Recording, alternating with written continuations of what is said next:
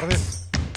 Muchas gracias por su asistencia a este primer día del Festival de Literatura Latinoamericana Kilómetro América, que organizan la Casa América Cataluña y las bibliotecas de Barcelona, en nuestra nueva biblioteca Gabriel García Márquez, que será uno de los espacios, uno más de los espacios del americanismo en Barcelona, y que ha acogido a este festival, a este encuentro, gracias a toda la gente que ha trabajado, Martanín, Cristina Osorno, Julián, Neus, de la biblioteca, todo el mundo, Ferran. No voy a extenderme demasiado para empezar y escuchar a las autoras invitadas. Lo único que quería decir es que estamos muy contentos de que este festival arranque ahora en Barcelona, que nos podamos encontrar aquí, que esto arraigue en la ciudad, que sea un lugar de discusión, de encuentro, de crítica, de pensamiento, donde la literatura latinoamericana se pueda encontrar con la literatura de Barcelona, de Cataluña, de España, de Europa, y podamos vencer cualquier nacionalismo de frontera, cualquier límite cultural, cualquier límite lingüístico, cualquier barrera, más allá de todo aquello que nos une, ¿no?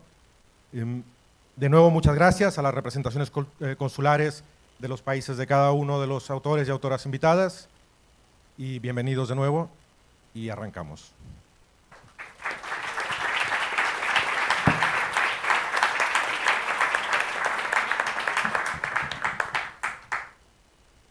Hola, buenas tardes. Muchas gracias a todos por estar aquí. En esta mesa titulada Islas sin orillas, para mí es un honor realmente conducir esta charla en la que están Selva Almada, Laura Restrepo, Zoraida Peguero. Bueno, no necesitan presentación y creo que está bien que vayamos directamente al tema, a estas islas sin orilla, porque realmente las literaturas son una forma de isla metafórica, pero también querremos hablar aquí sobre las literaturas que han sido aisladas o que se nutren de espacios que funcionan como islas. ¿Qué significa escribir desde o sobre lugares delimitados geográficamente, delimitados por fronteras físicas, ambientales, culturales, políticas, lingüísticas incluso? Hay muchos tipos de islas, desde paraísos perdidos a islas desiertas que esperan ser conquistadas, desde lugares protegidos a lugares que son todo lo contrario, ¿no? Lugares desprotegidos, que son marginales.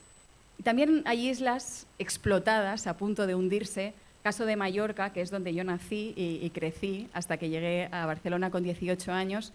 Es una isla turística y es algo que los que vivimos en islas turísticas o hemos nacido en islas turísticas siempre nos preguntamos, ¿no? O la sensación que tenemos es que el mundo entero la pisotea cada verano y en cambio nosotros como isleños necesitamos hacer un esfuerzo para llegar al resto del mundo, ¿no? Y entonces a mí me gustaría también pensar, bueno, pienso que las islas son pequeños mundos, ¿no?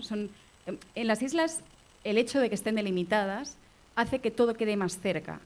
Y como todo está más cerca, son como pequeños mundos en miniatura. Tienen un ecosistema propio que te toca, porque tú estás ahí y entonces, como lo tienes cerca, lo tienes, realmente lo sientes, ¿no? Y entonces hay muy pocas maneras de huir de una isla. Una de las poquísimas maneras que hay de huir es a través de la creación, a través de la literatura, a través de la escritura, a través de la lectura. Yo creo que por eso hay tantos autores y tantos creadores en las islas, porque es una manera de salir de allí, ¿no?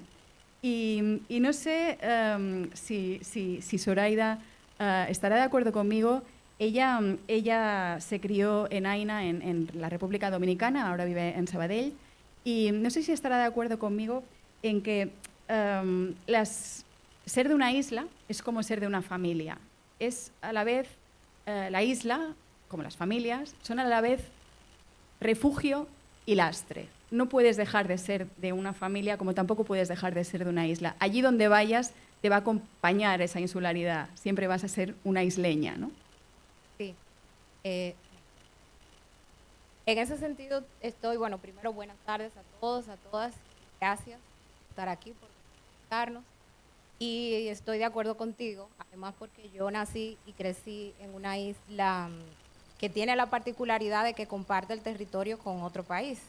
Yo soy de la República Dominicana, pero nosotros compartimos la isla con Haití. Y es la sensación, lo que yo recuerdo de cuando era niña y adolescente, de que el límite era el mar, ¿no? Era la pregunta de qué habrá al otro lado, porque todo viene de ahí y aunque ya en esa época no era tan habitual como hace algunos años que la gente que emigraba se fuera por barco, pero uno tenía la impresión de que quien se iba también por ahí. Como qué había al otro lado, cómo vivirá la gente al otro lado.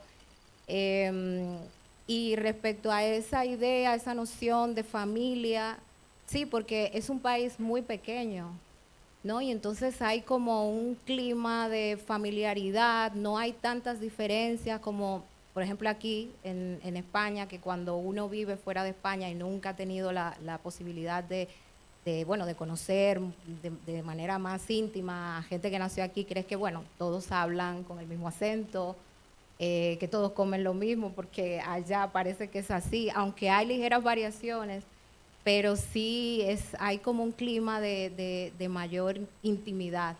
Y es como un clan al que perteneces y que por más que te vayas y por muchos años que pases fuera, al final sigues perteneciendo. Hay unos códigos y una manera de estar que compartes solo con la gente de allí.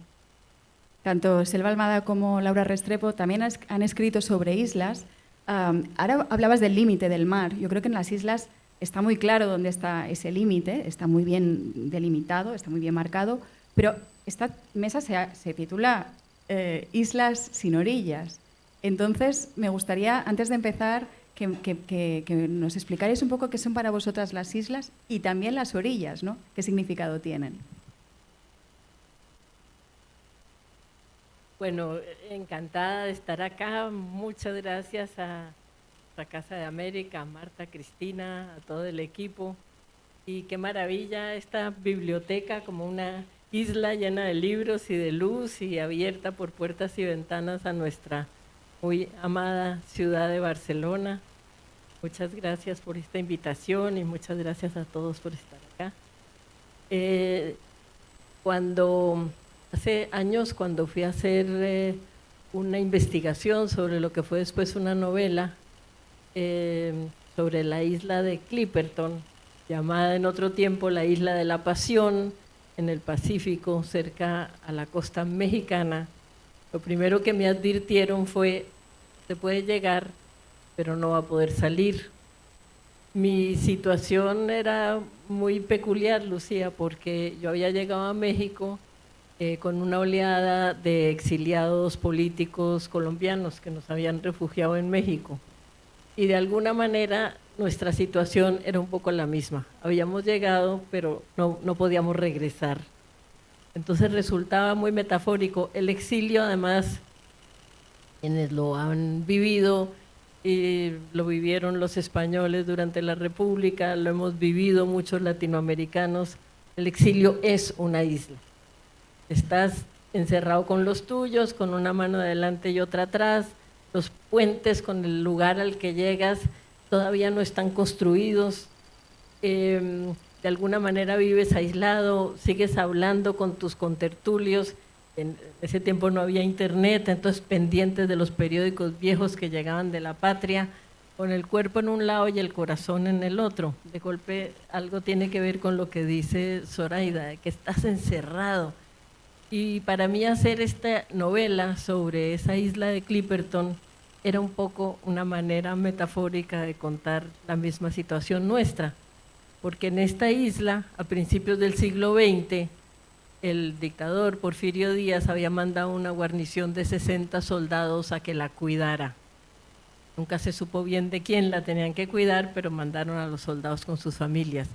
Ellos llegaron allá y nunca pudieron salir. Hola, bueno, buenas tardes. También muy contenta de estar en este festival que se hace por primera vez. Yo sí pienso en las islas, me retrotraigo un poco a la infancia.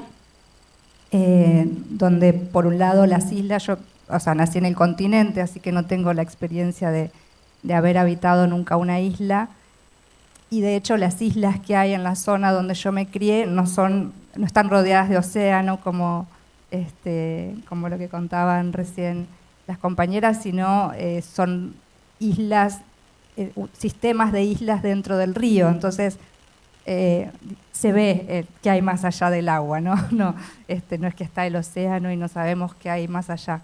Pero bueno, y me lo recuerdo de niña como las historias de aventuras, no sé, Papillon, por ejemplo, esta novela donde también el condenado, ¿no?, estaba en una isla, Alcatraz, todas las películas norteamericanas sobre la cárcel de Alcatraz, que también estaba en una isla, como esos lugares donde uno iba condenado, ¿no?, directamente, como no era un sitio ni turístico, ni acogedor a donde vivir, sino que ibas directamente a cumplir una condena por algún crimen que habías cometido. Y después la otra referencia de islas que tengo son las Islas Malvinas, que bueno, son unas islas que están muy en el extremo sur de Argentina y que bueno, fueron conquistadas por Gran Bretaña. Y justo cuando yo desde hace muchos años están ocupadas por los ingleses, y cuando yo tenía 7 años se desató una guerra, o sea, Argentina quiso recuperar ese territorio y fue una guerra espantosa de la que aún no nos podemos recuperar como comunidad, como sociedad, ¿no? Hubo una matanza terrible de chicos muy jóvenes de 18 años que no estaban preparados para ser soldados ni para ir a la guerra, y bueno, realmente es una parte muy negra de la historia argentina y que sigue siendo muy tabú. De hecho, los excombatientes, que ahora ya son hombres grandes, esos chicos que sobrevivieron, hoy tienen, bueno, 60 años, y son muy marginados también por el propio país y por la propia sociedad.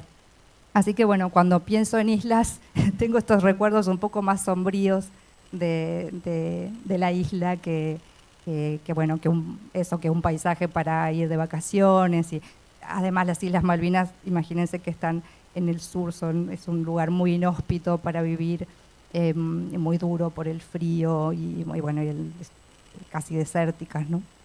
No es un río, ¿verdad?, que sucede en una isla, tu último libro publicado. Claro, pero la historia de la novela está situada en estas otras islas que les digo yo, que son las islas que están en el río Paraná, que son, que además son islas, pero también son lo que llamamos un sistema de isla, o sea que tampoco es que están tan aisladas, valga la redundancia. Y sí, bueno, ahí se ambienta la novela, que también, el disparador de la novela fue una escena de pesca que bien podría haberla situado yo en la orilla, volviendo a lo que preguntabas hace un rato. Digo, en el continente, sobre el río, pero bueno, en tierra firme, llamémosle. Pero me gustó, elegí situarla en una isla por esta también cosa que tiene para mí la isla como de no lugar, ¿no? Como algo que está ahí, que bueno, es tierra, pero está en el medio del agua, como si fuera un espacio de por sí extrañado. Y bueno, como el argumento después o la trama de la novela tenía mucho que ver justamente con el extrañamiento, con el ser y parecer, hay cosas que parecen pero que no son, no sé, como si fuera un espejismo también, la isla como un territorio de espejismos. Uh-huh. De hecho, la palabra autor significa fuente, significa investigador, trasciende los límites, ¿no? Trasciende las fronteras. Y me parece que tiene bastante que ver con el hecho de la literatura al hablar de las islas, porque al final el escritor, el autor, está explorando, ¿no? Está averiguando, está yendo más allá de lo que se suele ver. Pensaba que las tres habéis hablado en vuestros escritos sobre los lugares, terrenos inexplorados, lugares aislados, pero también habéis hablado de temas en los que la isla es un refugio. Ahora estaba pensando, Laura, que por ejemplo en Los Divinos, los Tutti Frutti, que son monstruos de clase alta, están protegidos, están en su mundo, están aislados del resto de la sociedad y así se sienten completamente impunes a la hora de poder hacer las barbaridades que hacen, ¿no? Pero también pensaba que en el caso de Chicas Muertas de Selva Almada, también se habla del feminicidio como, creo que es un punto en común, porque muchas veces cuando se habla de las violencias contra las mujeres, se habla como casos aislados, ¿no? Lo cual no nos permite ver que esa violencia es sistémica alrededor del mundo, ¿no? Y cómo al final el concepto de isla puede ser tanto un lugar de refugio, pero también puede ser una trampa lingüística para justamente hacer ocultar que es mucho más extendido de lo que en realidad es. No sé si estaríais de acuerdo. Me parece que lo traes muy bien a cuento, Lucía. En esa novela mía, a la cual haces alusión, se llama Los Divinos, es una novela de ficción, pero el detonante fue el crimen atroz de una niñita de 7 años en mi ciudad, Bogotá, la capital de Colombia, y quien la tortura, la viola y la mata es para nada el perfil, digamos, común del delincuente o del depredador o el pedófilo, sino que es un abogado muy guapo, muy deportista, muy rico de la alta sociedad bogotana. El contraste entre la prepotencia, el poder absoluto del victimario y la absoluta indefensión de la niña, una chiquita indígena venida por el desplazamiento de los indígenas hacia la ciudad debido a la violencia y al destierro.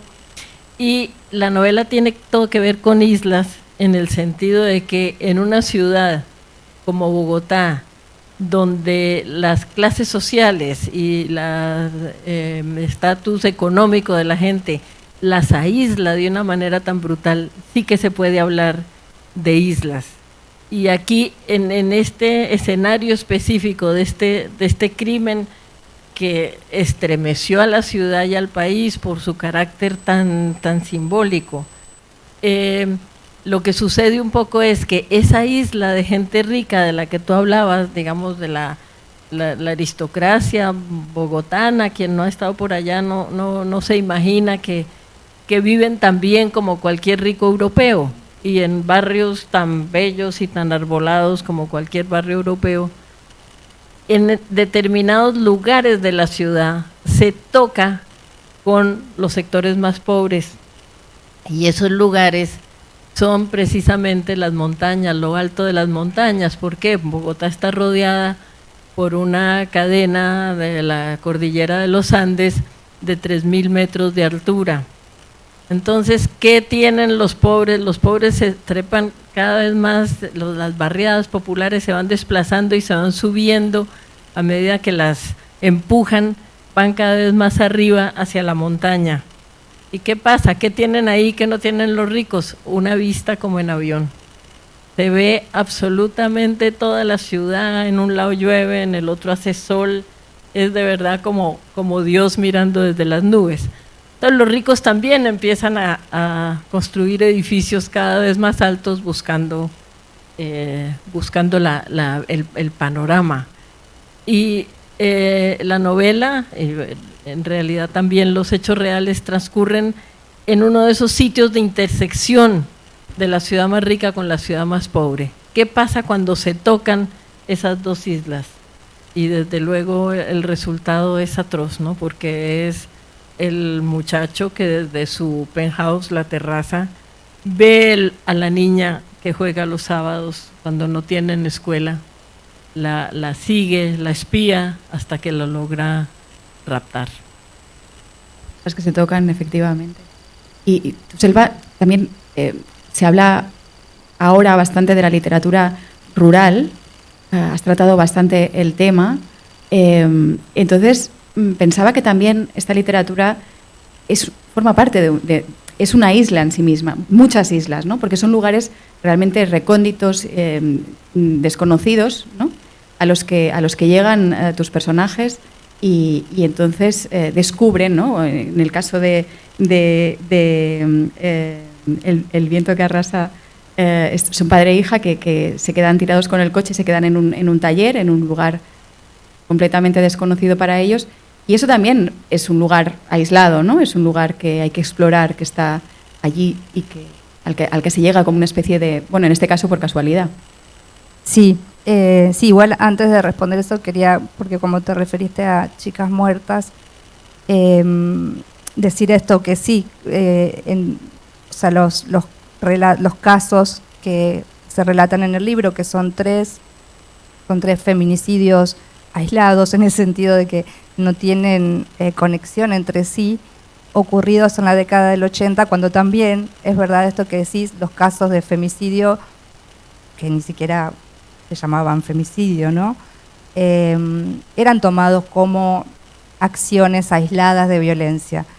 Y creo que lo que hemos logrado, sobre todo en estos últimos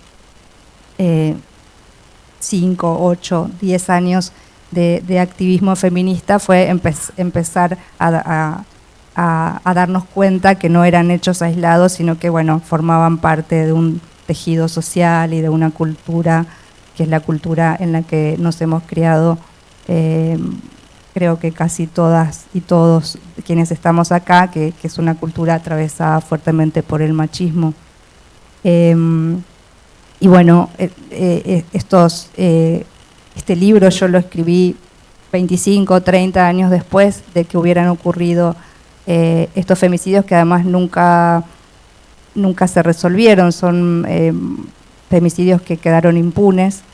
Y bueno, como bien dice también Cristina en su libro El Invencible Verano de Liliana, tuvo que pasar mucho tiempo hasta que también pudiéramos construir un lenguaje para, o sea, no solo darnos cuenta de que no eran casos aislados, sino construir entre todas y entre todos y entre todos un lenguaje para poder empezar a contar eso y empezar a hablar.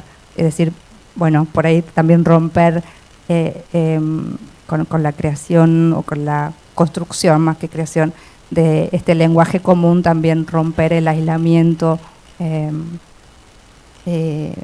bueno, al que estaban un poco condenados este tipo de crímenes de odio, ¿no? Y bueno, con respecto a lo que, volviendo a las novelas, sí, hay una, sí, podríamos decir que el campo, de algún modo, también tiene este comportamiento un poco isleño, un poco isleño en el sentido de solitario, de un poco librado a la mano de Dios, y allí es donde transcurre esta novela, aunque esta novela que mencionaste, que es El viento que arrasa, aunque justamente no tiene nada de isla en el sentido literal, porque lo que no hay es agua, lo que hay es mucho calor y no hay agua, porque es una zona justamente muy desértica, pero también muy, bueno, el noreste de Argentina, que es donde se ambienta la trama, es también un lugar aislado y dejado un poco abandonado por el Estado, ¿no? Así que sí podría, la ruralidad también comparte un poco esa soledad y ese aislamiento de los territorios rodeados de agua, ¿no? Zoraida, tú eres autora de Por aquí pasa una luciérnaga, que recoge crónicas sobre temas diversos. Y también pensaba que todas habéis escrito realmente crónicas, ¿no? Y que la crónica también podría ser una forma de isla, en el sentido de que como género podría ser una isla en sí misma, pero también por lo que comentaba antes de que el hecho de que las islas estén delimitadas y que el mundo se condensa en las islas, cada uno de los temas que elegís para vuestros libros son un reflejo de algo mucho mayor. Es como una especie de a partir de aquella parte, a partir de aquella historia que relatáis, casi siempre basado en hechos reales y si no muy cercanos a determinadas observaciones que normalmente no suelen hacerse, a partir de aquí sí que hacéis un buen retrato social, un buen retrato de lo que es el mundo, ¿no? Y no sé, bueno, para mí es mi género preferido. No sé si creéis de algún modo que esa observación primero hay que encontrar ese detalle que después desarrollará toda la historia, pero al mismo tiempo es como sacar la isla a la luz, ¿no? Es que no se quede allí en medio del océano, ¿no? Pues los textos que yo escribo y que están registrados en este libro que tú mencionas, Por aquí pasó una luciérnaga, fueron publicados en una columna que yo escribo, publico cada 15 días en El Espectador. Entonces, claro, son textos breves porque una columna no tengo el espacio, no tengo la libertad que me ofrece las páginas, por ejemplo, las páginas culturales. También escribo textos más extensos, pues ya puedo extenderme un poco más. Pero estos son historias mínimas, no digo mínimas queriendo restarles como valor, porque hay algunas historias que creo que son, y para mí y para la historia de mi país, que son importantes, pero claro, tengo que fijarme muy bien en cuáles son los detalles que quiero que estén ahí y sin tampoco pasarme del espacio que tengo disponible. Y yo he descubierto, ya estando aquí, a propósito de esta columna, yo pensaba, cuando estaba creciendo en el Caribe, que las historias que tenían que ver con la gente que yo conocía, con la gente de mi entorno, con la gente de mi barrio, yo no pensaba que eso podía ser material de una crónica o material con una visión, digamos, literaria, porque yo no leía libros que incluyeran historias de gente así. Yo crecí en Jaina, un pueblo portuario muy pequeño, a unos 30 kilómetros de la capital de mi país, Santo Domingo. Hice la secundaria en un colegio donde recuerdo, es el único reproche que le hago a mi profesor de literatura. Lo quiero mucho, pero los 2 últimos años del bachillerato no leímos una sola mujer. Todos eran hombres, todos los autores eran hombres, europeos, algunos latinoamericanos, pero eran todos hombres.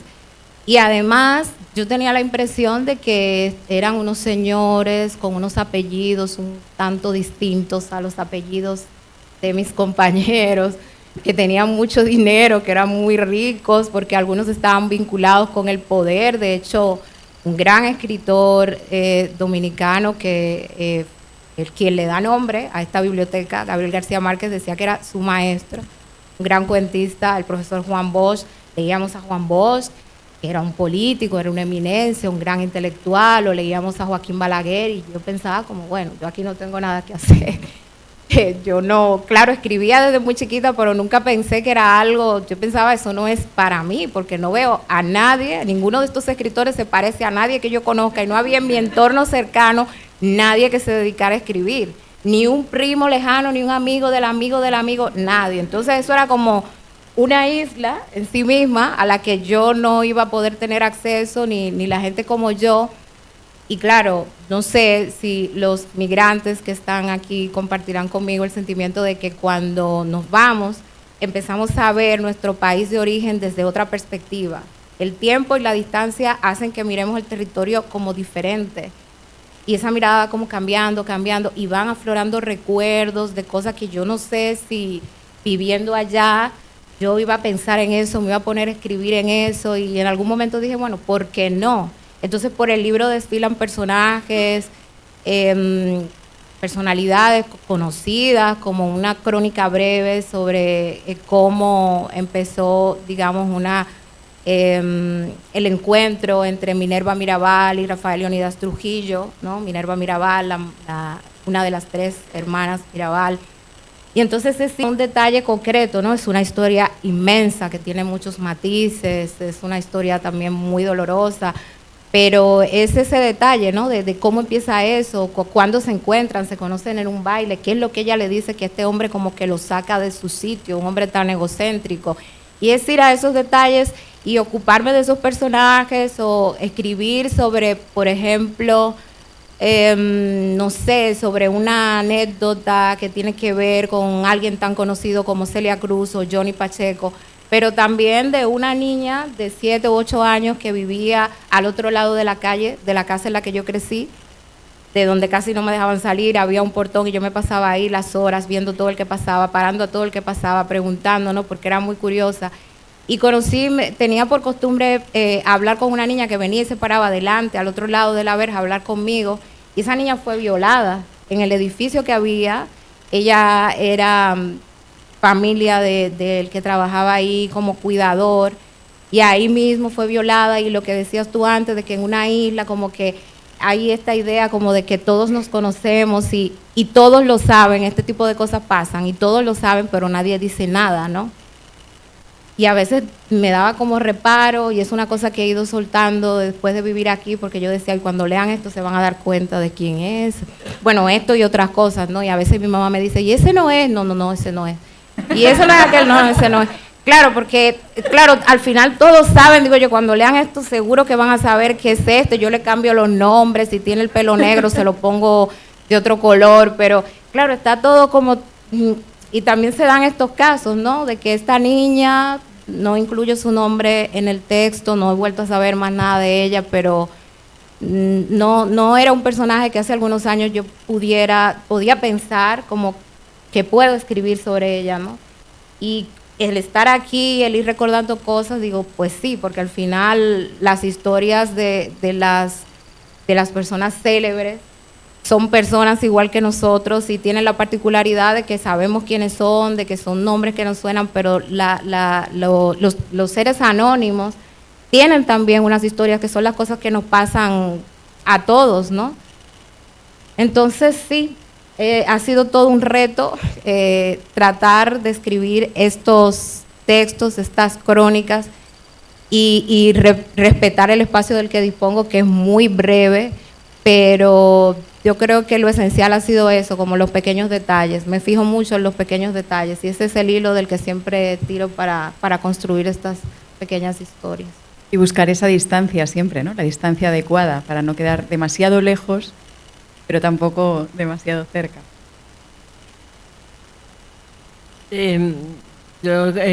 Hay una historia que me gusta contar con respecto a lo que dice Zoraida de ver a los escritores como unos seres lejanos y desconocidos. En una ocasión en que me invitaron a hablar en una escuela de Medellín, en una de las barriadas más pobres y más violentas de Medellín. Me iba a hablar con los muchachos y las muchachas más grandes, pero me pasaron por el patio de los chiquitos. Entonces se me acerca un criatura así de grande y así con el acento de la zona cafetera nuestra, me dice, ¿y vos sos escritora? Y le digo yo, pues sí, trato. Me dice, yo creía que todos los escritores estaban muertos. Con respecto a lo que dice Lucía de la crónica, ese libro mío sobre isla, se llama La Isla de la Pasión, el nombre fue lo primero que me llamó la atención. Bueno, llegando a México, yo tenía que escribir, estaba aislada de mi patria, mis temas ya estaban lejos, yo venía del periodismo, entonces ese libro es crónica. ¿Por qué lo escogí? Porque tenía que escribir sobre México, un país sobre el que se ha escrito maravillas, no solamente los propios mexicanos, sino los extranjeros que van. Y de pronto apareció esta isla a la que le habían puesto la Isla de la Pasión, y era una historia en ese momento muy poco conocida por los propios mexicanos. Fíjense que el nombre de la Isla de la Pasión, con ese acento tan esquizofrénico que tiene la palabra, porque pasión es pasión de amor, pero también pasión es la pasión de Cristo, es la pasión como dolor. Y yo creo que tiene todo que ver con la naturaleza de las islas, que como decía Selva, pueden ser esos lugares de reclusión, de castigo, como las cárceles que ella mencionó, como una tremenda que había en mi país que se llamaba Gorgona, pero también la isla puede ser paradisíaca, es pasión en los dos sentidos. De hecho, el paraíso terrenal era una isla entre el Tigris y el Éufrates. Y esta historia en particular de estos soldados, el capitán Ramón Arnaud, yo lo hice como crónica, tratando de atenerme lo más posible a los hechos. Me recorrí México entrevistando a los descendientes de esa colonia de 60 personas que habían quedado como náufragos en aquella isla. Y van allí con esa tarea de defender aquello que era un atolón absolutamente estéril, donde no crecía nada, con unas rompientes brutales y unas cadenas de corales, y donde de hecho había habido a lo largo de los siglos muchísimos naufragios, porque el mar tiraba las embarcaciones contra los arrecifes.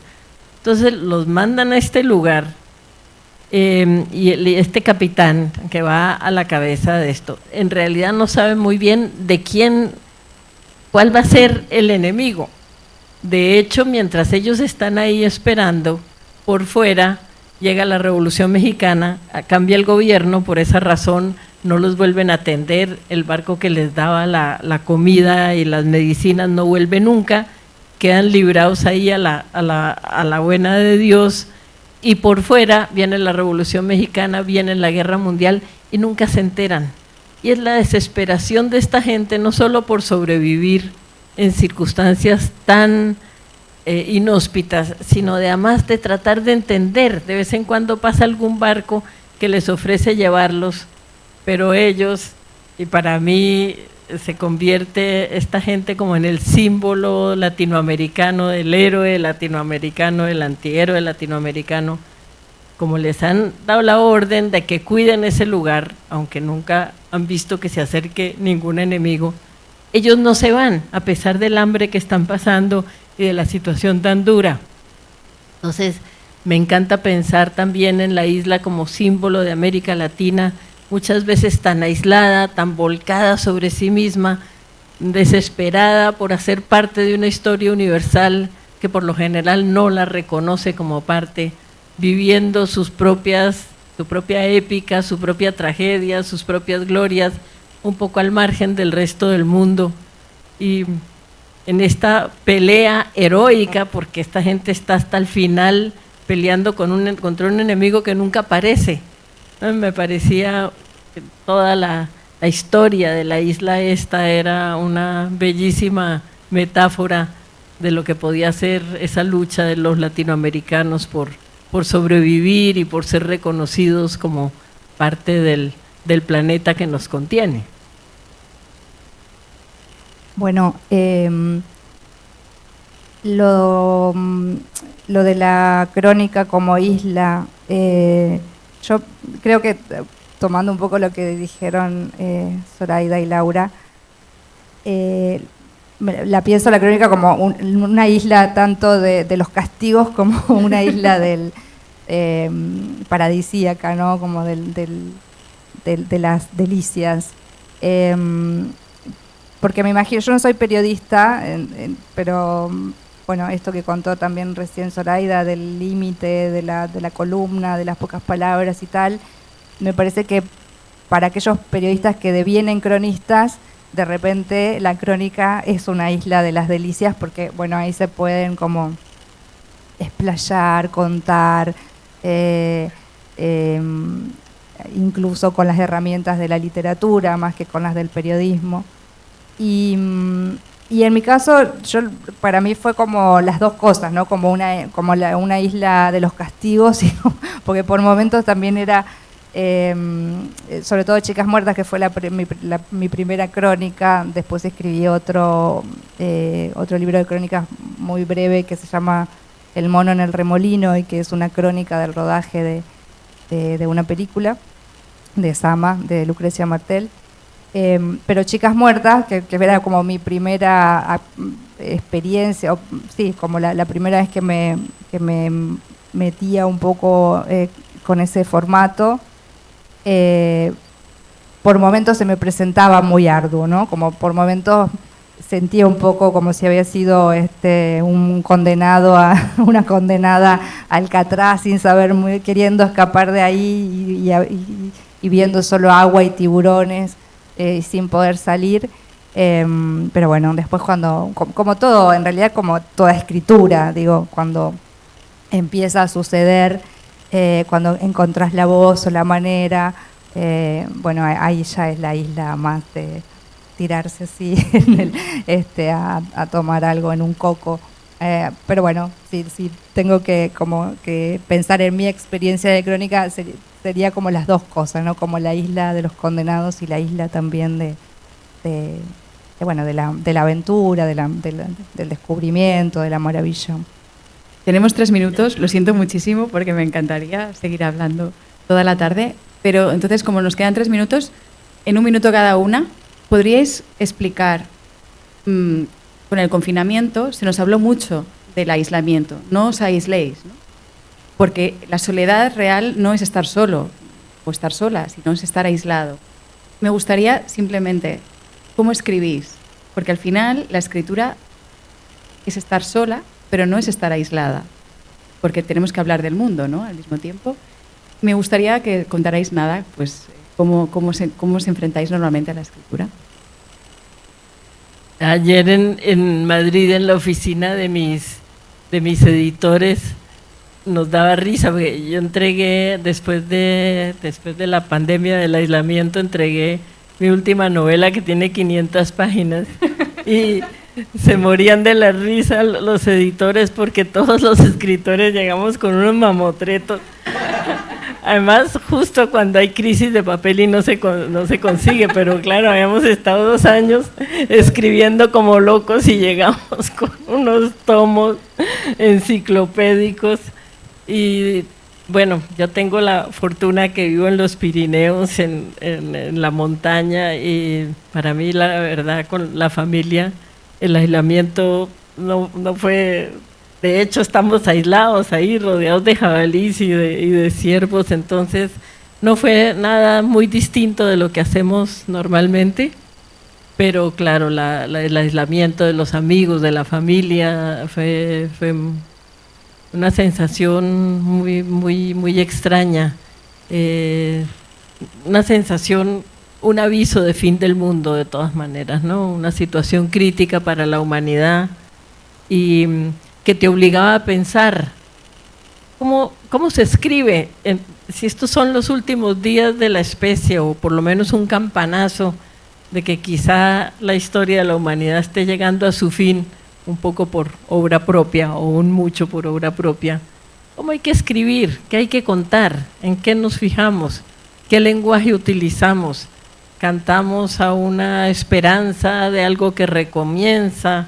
Cantamos el desastre en su apoteósico desplome. Fue interesante en ese sentido, ¿no? Como se está abriendo una época nueva o se está cerrando una época vieja y hay que ver cómo se puede renovar el lenguaje para estar a tono. Bueno, yo ojalá hubiese escrito 500 páginas en la pandemia. La verdad es que no escribí ni una sola. Pero sí, bueno, sí fue un momento de una soledad diferente a esa soledad a la que hacía referencia, que es cuando escribimos, que cuando escribimos siempre estamos solas, nosotras y el universo ese que empieza a aparecer. O sea, es estar sola, pero estar con esa otredad, ¿no? Y en mi caso, yo pasé buena parte de la pandemia en un pueblito rural cerca de Buenos Aires, sola, bastante sola, con los animales nada más y alguna visita de mi pareja cada tanto. Pero al mismo tiempo es un lugar con muchos árboles y en ese sentido bastante alejado del pueblo del casco del pueblo. Entonces sí fue como, ahora que esto que decís, Laura, como esa sensación de apocalipsis, de que bueno, el mundo tal como lo conocíamos se estaba terminando y quizás se estaba terminando el planeta, pero al mismo tiempo volver a reconectar con... Yo hacía 30 años que me había ido de mi pueblo, yo crecí en una zona rural y digo, más allá de escapaditas, escaramuzas, no había vuelto o vacaciones, no había vuelto a tener como un contacto cotidiano con la naturaleza, como tuve esos 6, 7 meses que viví ahí.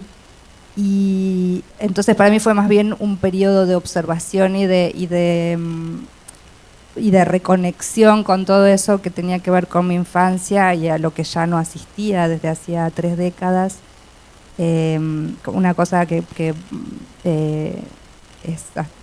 era como muy, creo que es el mío, no sé, como muy extraña, que era estar mirando por una ventana y ver como el preciso momento en que la hoja, en el otoño, la hoja se desprendía del árbol y caía, ¿no? Como, o la luz en los diferentes momentos del día. Así que, bueno, como esa sensación un poco contradictoria de apocalipsis y al mismo tiempo de estar, qué pena sería que esto desaparezca. Yo me identifico bastante con lo que cuenta Selva porque yo crecí, bueno, la naturaleza en el Caribe es exuberante, ¿no? Y es como muy... está en todos lados, no tienes que irte al interior para ver árboles, para ver animales. Además, yo crecí en una casa que tenía un patio que mi papá ha cuidado siempre con mucha devoción. Y yo pensaba como, bueno, se va a acabar el mundo y yo tan lejos, ¿no? A mí se me metió eso en la cabeza, yo tan lejos y el mundo, y claro, no podemos salir. Y pensaba mucho en mi infancia y en el contacto que tenía entonces con la naturaleza. Y en cómo no lo apreciaba bastante porque siempre estaba ahí. Lo tenía al alcance de la mano, entonces siempre estaba ahí. Nunca me imaginé que era algo que yo podía llegar a extrañar tanto, pero esta sensación de encierro, sobre todo los días del confinamiento estricto, yo no tengo perro, entonces eso como de ir a pasear al perro tampoco no se me daba, era como que yo estaba que me subía. Claro, hay ocasiones en las que estoy escribiendo y me puedo pasar hasta 3 días sin pisar la calle. Pero cuando me vi obligada a que no, como que ahí cambió un poco el color del asunto y eso me angustiaba mucho. Entonces, de hecho, empecé a hacer un herbario, ya después que podíamos empezar a salir, me inspiré bastante en el de Emily Dickinson. Y entonces me acordé de que había muchas flores que yo sabía cómo se llamaban en mi país, pero aquí no me sabía el nombre de ninguna. Y entonces me puse a hacer un herbario y empecé a hacer un herbario y escribí bastante sobre música, porque para mí la música es como una isla, de hecho. Claro, yo cuando escucho música es como que me abstraigo de todo lo que está pasando alrededor y escribí sobre eso, sobre los recuerdos de cómo era mi vida en el Caribe y ese contacto cotidiano con la naturaleza, y escribí bastante sobre música. Fue lo que un poco me salvó de la histeria en la que estábamos entrando todos, preguntándonos esto cuándo va a parar o qué es lo que va a pasar. Entonces sí, recuerdo que esa fue un poco mi tabla de salvación, la naturaleza, los recuerdos de esa vida natural en el Caribe y la música. Pues muchísimas gracias a las tres, ha sido un placer, muchísimas gracias a todos. Gracias.